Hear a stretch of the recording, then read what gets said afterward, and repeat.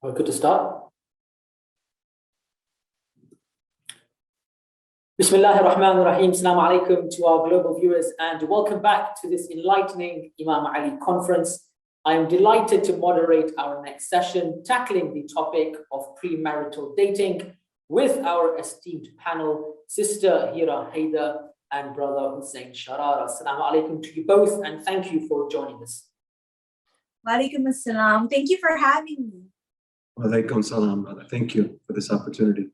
Let me first begin by introducing Sister Hira, who is a Toronto-based journalist, motivational speaker, and a mental health advocate.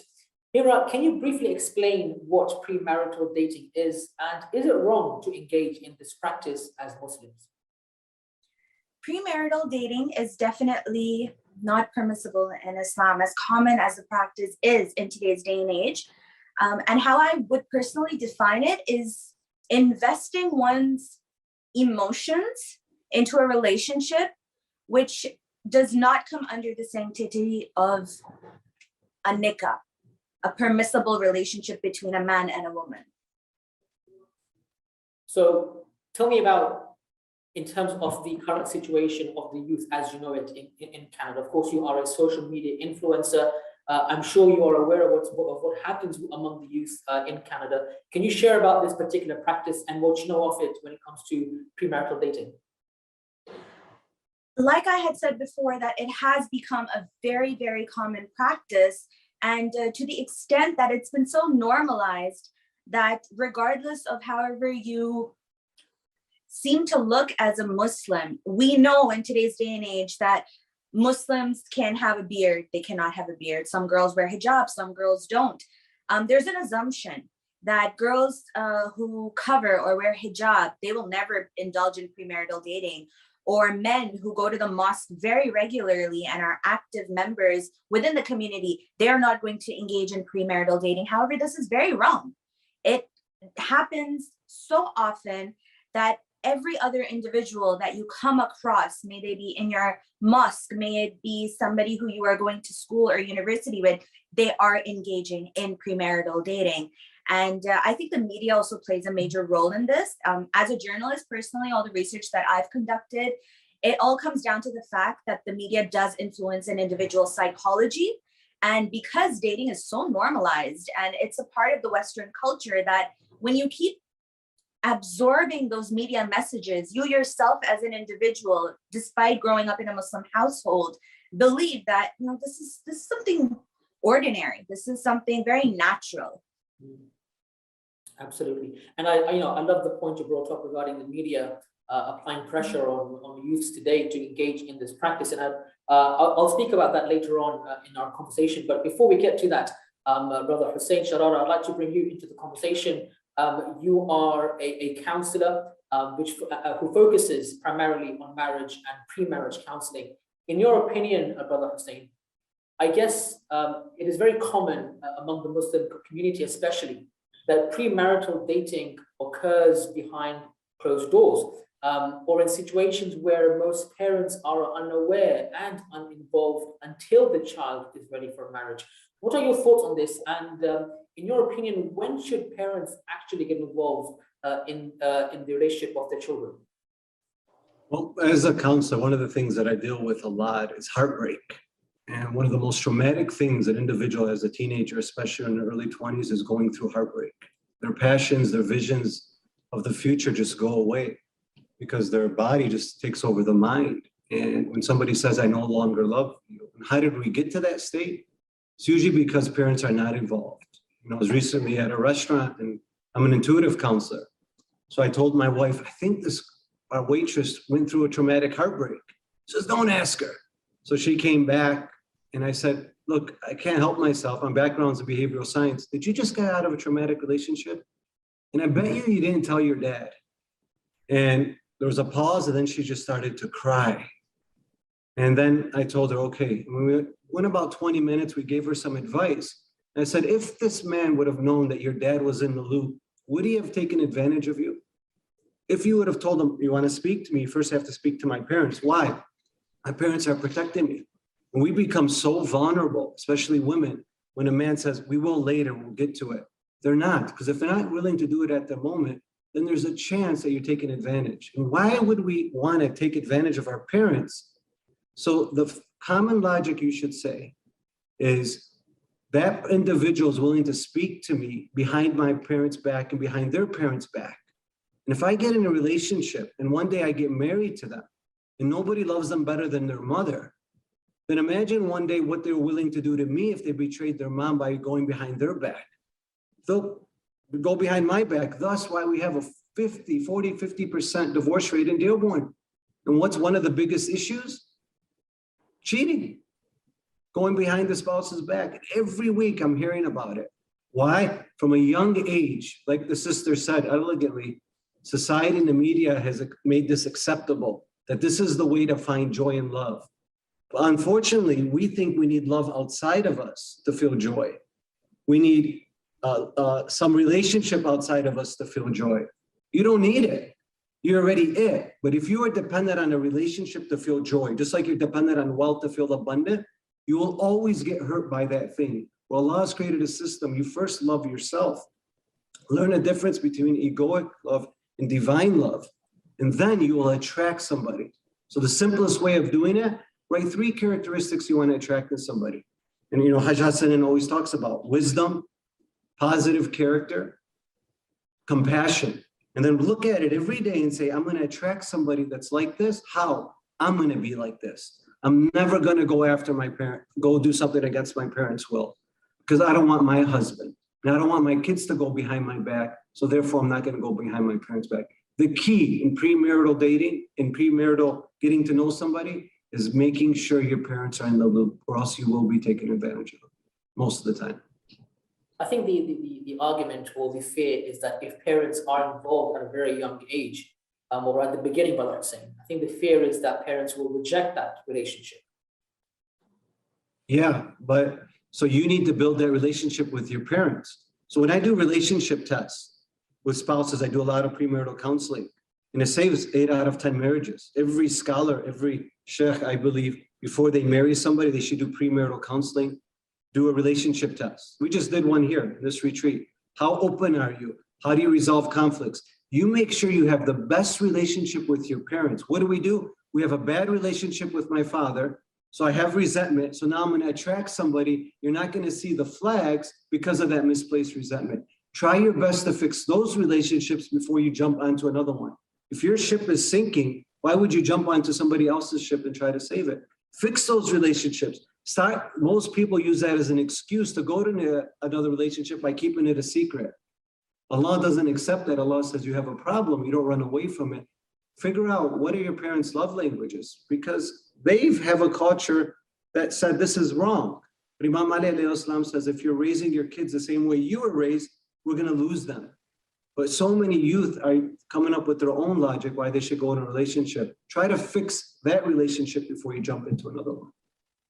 Speaking of parents and culture, let me get back to Hira. Hira, as I understand it, you are currently not married. Would you say that parents and cultural norms are making it difficult for individuals to get married? What are the challenges facing youths today when it comes to finding a suitable spouse? This is a topic which I oftentimes speak about because, of course, being in the loophole of where my parents are looking for a right match and having friends who are going through the same thing, sometimes I feel like especially as a woman, I cannot speak on a man's behalf, but as a woman, I feel like if my friends and I were to sit together and collect our specific anecdotes of stories from our matchmaking culture, we could write a book.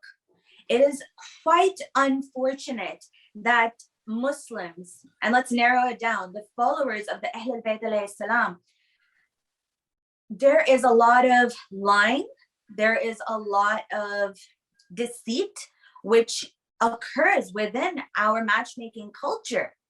I mean, the profile system that's there that rotates, there are lies which are written, which you find out after a girl and a guy are way into talking, after their parents have said, okay, yes, we believe that this match is right. It's clicking, the families are clicking. Let the guy and girl have a conversation on their own.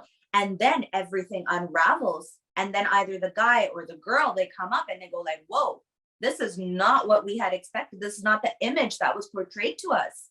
So when such incidents happen, very naturally, youngsters, they are very disheartened that, is this the sanctity of marriage? Is this how things are supposed to be?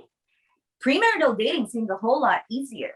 And unfortunately, I have seen a lot of cases where in university, very mature couples, Islamic individuals who are following Islam, they find an interest in an individual, and despite having a strained relationship with their parents, they muster up the courage, they go up to their parents, they talk about them, and the parents just shut them down. No, but why? Because I said so. How can you expect youth then to even, consider marriage according to what their parents are choosing for them? I'm not saying it's wrong. Sometimes the best of marriages are arranged, but sometimes parents put that pressure on the youth that, it's either what we say or you don't get married at all. And that's where heartbreak arises as well.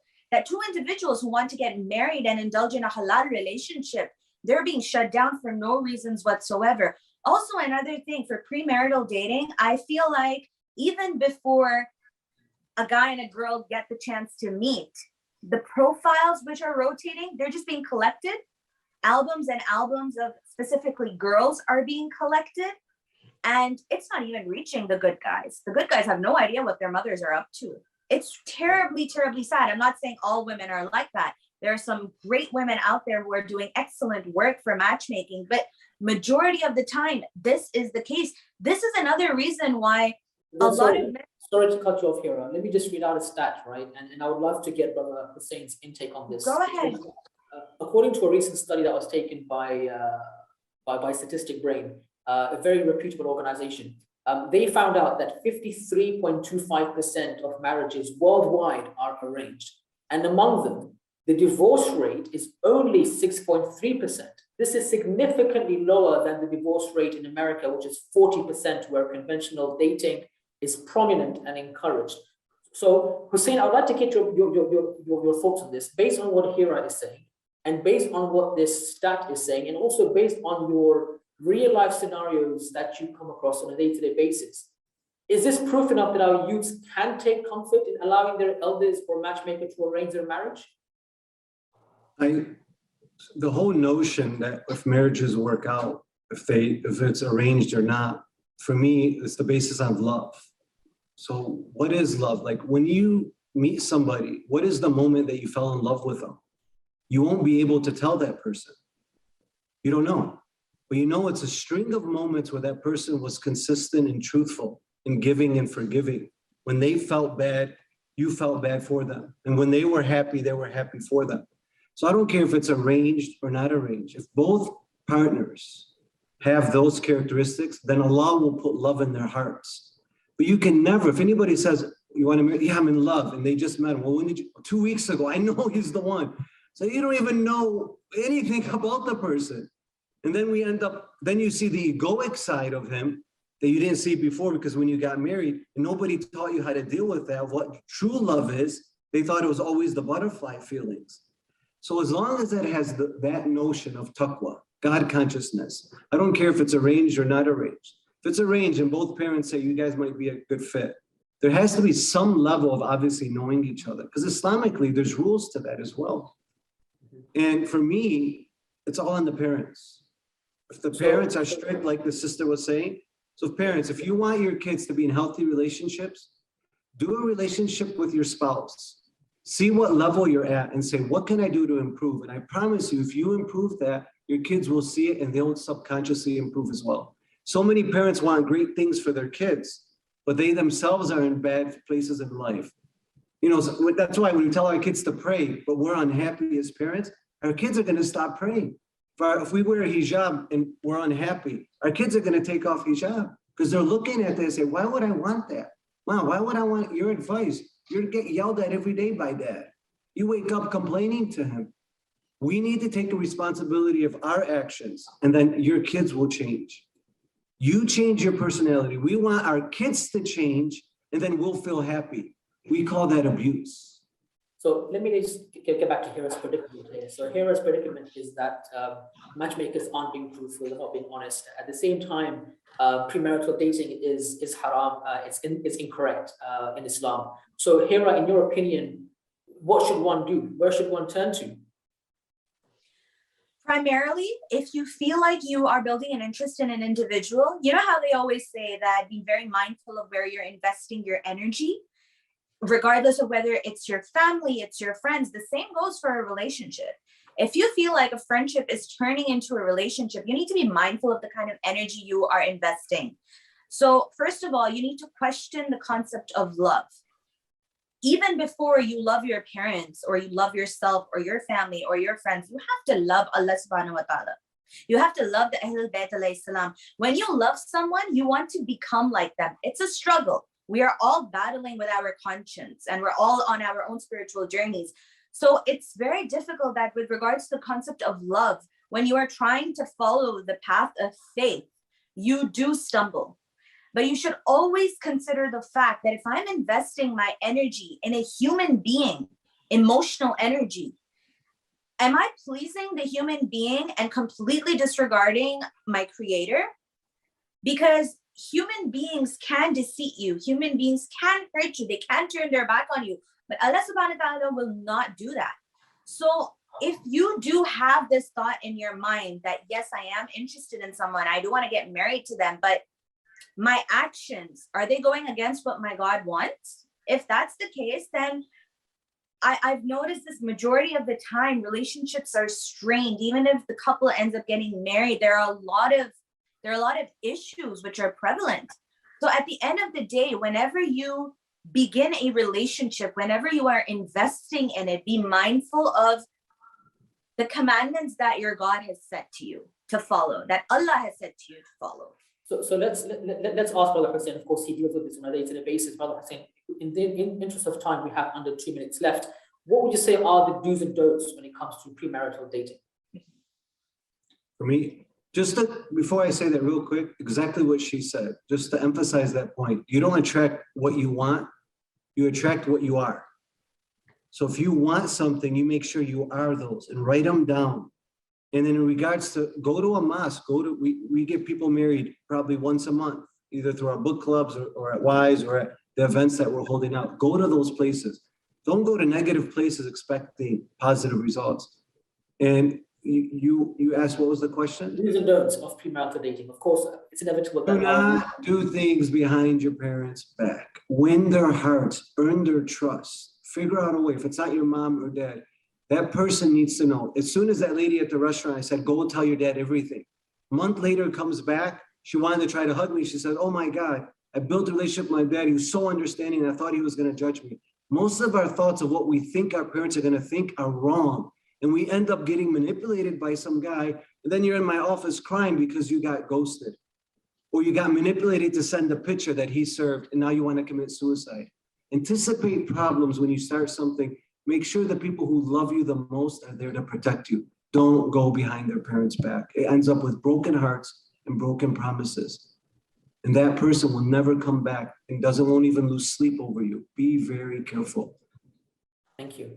Thank you very much, Brother Hussein, Charara, and Sister Hira Hyder for joining us at the Imam Ali Conference 2022. It's been a pleasure to moderate this panel. May Allah keep you safe and healthy, inshallah, and I wish you the best in your careers. Thank you. And thank you very much to all our dear viewers watching the channel. And of course, please do stay tuned for the Imam Ali Conference as we continue to the next panel. Assalamu alaikum wa rahmatullahi wa barakatuh. Wa alaikum salam. Thank you. أنا حبي عليك